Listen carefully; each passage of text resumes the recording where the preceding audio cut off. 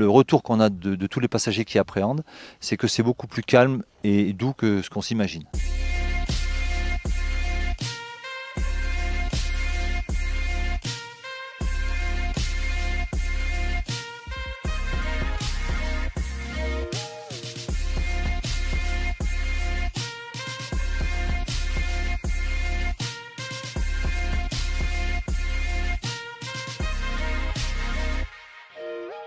C'est un site emblématique pour plusieurs raisons. C'est le point culminant de la chaîne des Puys, ce qui nous permet d'avoir un panorama à 360 degrés et aussi d'avoir des décollages de toute orientation.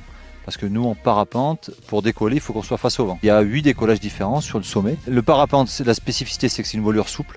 Donc il faut qu'on la gonfle. C'est-à-dire qu'on construit notre aéronef au-dessus de nous. Donc l'air rentre dans les petits trous qu'on voit à l'avant. Et elle gonfle. Et après, une fois, c'est la vitesse qui fait que l'air qui est dedans, ça maintient l'aile gonflée. Et après, c'est comme tout ce qui vole. C'est de la portance. C'est-à-dire qu'on avance dans la masse d'air. Et bon, c'est les phénomènes d'aérodynamie qui fait que l'air qui est au-dessus, elle a plus de chemin à faire que celle qui est au-dessus. Du coup, ça permet de voler. Il y a les mêmes risques dans toutes les activités de plein air. C'est-à-dire qu'on peut avoir une pratique de loisir, pépère, et une pratique extrême.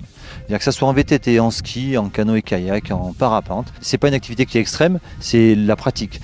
Et c'est une question de marge en fonction de votre niveau. L'avantage du parapente, c'est qu'on a besoin de personne. Il y a des gens entre midi et 2, s'ils ont une pause de 2 heures, ils viennent, ils font un vol et ils rentrent au boulot à 14 heures. Il faut 5 à 10 minutes pour mettre en place et puis et pareil pour replier, même pas. Donc le retour qu'on a de tous les passagers qui appréhendent, c'est que c'est beaucoup plus calme et doux que ce qu'on s'imagine. Alors déjà, on peut leur dire que c'est pas du vide, que c'est de l'air. Et ça change vraiment tout. On emmène des gens en fauteuil roulant, des gens qui ont des prothèses. Voilà, il y a même des gens en fauteuil qui volent tout seuls. C'est accessible. On peut commencer à piloter, à apprendre à piloter à 12 ans. De 12 à 14, vous volez tout seul, mais vous êtes obligé. Il faut qu'il y ait un moniteur sur site.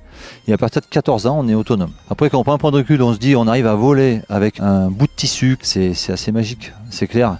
Et puis le vol, c'est une sensation qui s'explique pas. Alors ça ressemble un peu à la plongée quand on est dans l'eau parce qu'on flotte. L'air, c'est un fluide comme l'eau. C'est vraiment des sensations à part, quoi, et uniques. Il faut essayer pour vraiment s'en rendre compte, mais c'est vrai. Chaque vol est différent, chaque passager est différent, chaque saison, chaque heure. Aussi, le retour qu'on a des passagers, c'est que même les gens du coin, ils voient le Puy-de-Dôme avec un autre point de vue, parce que souvent, l'image que tout le monde a, c'est la chaîne des Puys, le Puy-de-Dôme en plein milieu, et la vue de Clermont. Et quand on est au-dessus, quand on est dans l'alignement, c'est des images que les gens n'ont pas. Et après, ça permet de voir que là, la chaîne des Puys, il y a beaucoup de forêts. Le Sancy, il n'est pas si loin que ça, à vol d'oiseau. Là, aujourd'hui, il y a des gens qui sont allés jusque dans le Sancy qui sont revenus, quoi. Il y a des gens qui ont dû faire 60, 100 km. Et le record du site, on est à plus de 230 km, presque jusqu'à Montpellier. Non, vu d'en haut, tout est plus beau.